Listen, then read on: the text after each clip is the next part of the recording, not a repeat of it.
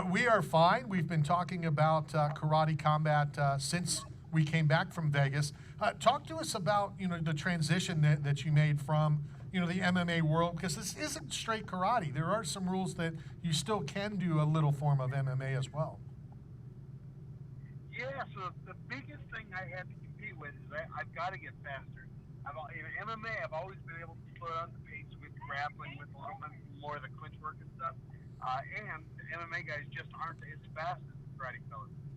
So it's really been, I don't want to say an uphill battle, but it's been what I've been working on, is getting faster, being able to read things a little more quickly.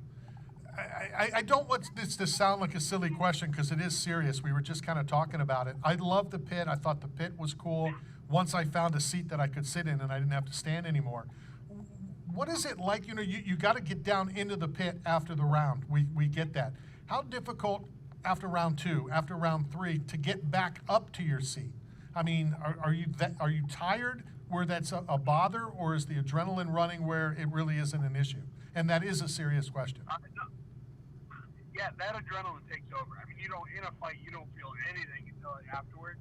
I will say, though, after the fight, the adrenaline wore off. I had a hard time getting back out of the pit. I kind of threw myself up there, threw a leg up there, and had my wife drag me. But as long as that adrenaline's pumping, as long as I'm ready to get back in there, there's no problem getting in or out.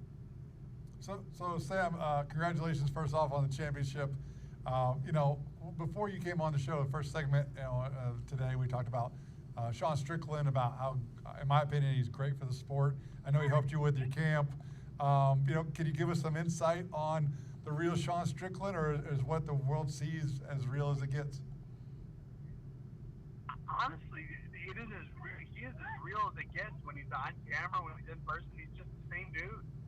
He has gotten so much more mature over the last 4 or 5 years. Like, he's running classes, he's there on time, he's making people better, and that didn't used to be as important to him as it is now. But he still makes sure he gets all his work, and when he talks, he's not planning on what he's going to say. He's just saying it. And I don't want to talk too much about being, at Extreme Couture, because I have been there. And we know what happens in a gym stays in a gym. But when Sean Strickland talks, you listen. You listen to what he's saying, you listen to what he's telling you. But speaking of listening, what's it like to have your wife, in your corner? And, is it separate, or is it still, it's my wife, I have to listen, I have to do what my wife, says? Or, is it trainer different when it's the fight and not at home? Oh, no, it is the same everywhere. I wouldn't have had the career without her. I try to listen every chance I can. It's just easier to listen. But I guess that's the biggest difference. Most women, my wife included, don't necessarily say what they want all the time. You have to read between the lines. When I'm fighting, she says exactly what she wants, and it's just wonderful. Talk us through that. What is that? Is it she's giving you, fight advice? She's just trying to calm you down? Both? Oh, no, I never need me calming. I'm as cool as a cucumber in that pit, or cage, or ring, or wherever I am. No, it's all fight advice. It's what she sees, what she thinks I need to do, and what she thinks the other guy's going to try and do. No, she watches the sport far more closely than I do, and I trust everything she has to say. It's funny that you said that you're as calm as a cucumber, because you definitely are. And, I kind of made reference to, and I don't watch a whole lot of movies, I think it was called Fight Sport, where the fights are on that mat and those guys are just walking around like they own the world. And that's the way you were, like, in that fight. You were just walking around like calm as a cucumber. Yeah, I train hard. When I'm in the practice room, I am the hardest working guy on the mat. I'm getting beat up, I'm beating people up. I've just been everywhere I could be with some of the best in the world. So I know whoever I'm fighting, they're not going to do anything I haven't seen before. And shoot, at this point, I've got over 80 professional fights. I've probably fought in every position they could possibly put me in. The pit offers a nice little change of pace because that wall does change things a little bit. But I think I adapted pretty quickly to it. And I know that they told us the rules are that once you take, and maybe you can explain what is a takedown, what's allowed and what's not, but that you have 5 seconds. But I kind of saw that it was really less than 5 seconds. From the time that they started, the count, which like in boxing, the count doesn't start until the ref, you go to your corners or whatever. But from the time the 5 second count started, they were already starting to break people up at like 3.5 seconds. Yeah, it's the judges are ref's discretion.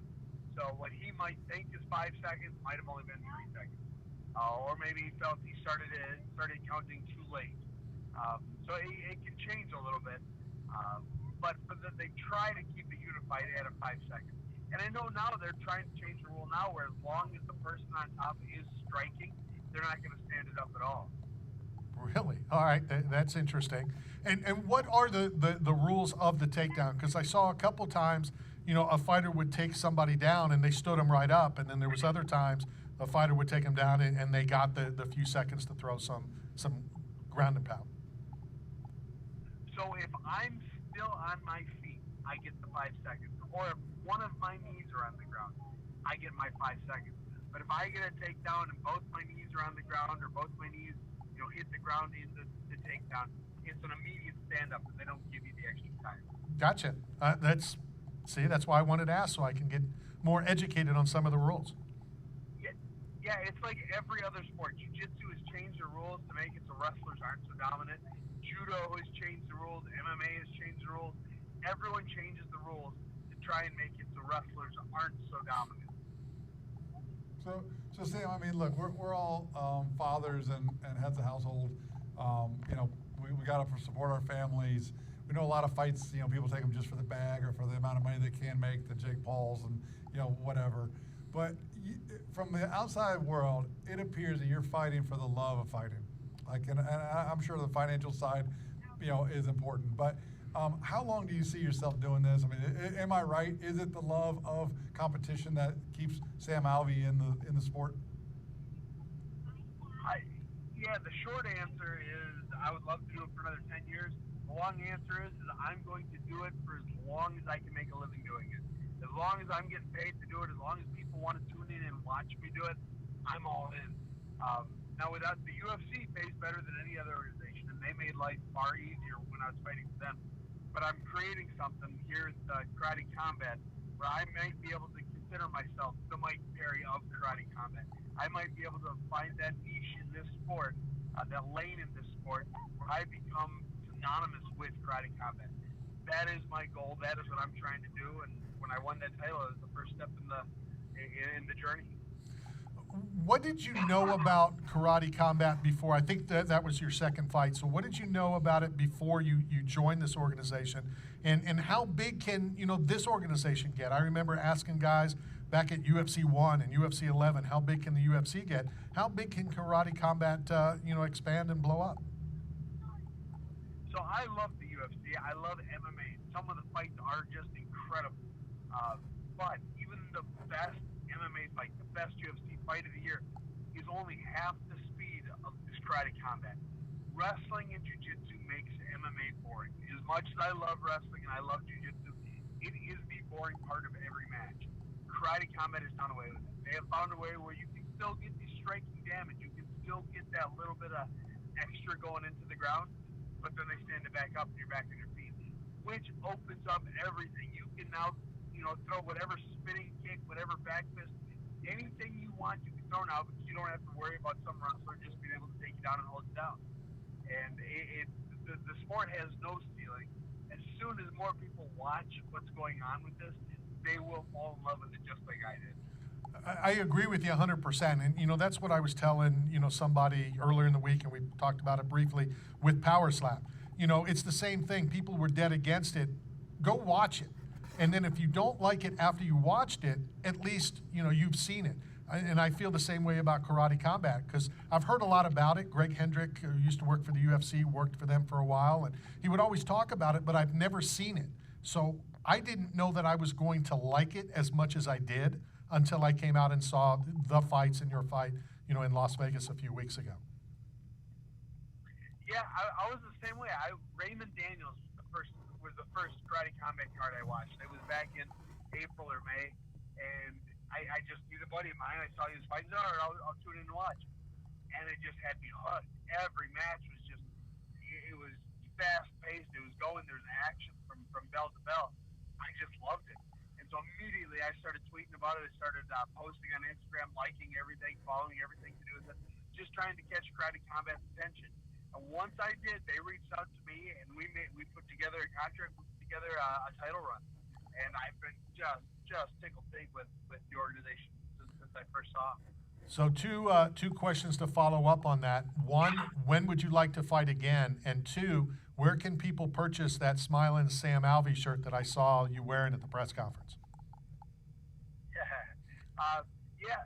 So that rotten Ross Levine, the fella I fought for the title, he broke my hand, or I broke my hand on him, and so I'm got a little hitch in my giddy up, but the cast should come off here in the next 4 or 5 weeks.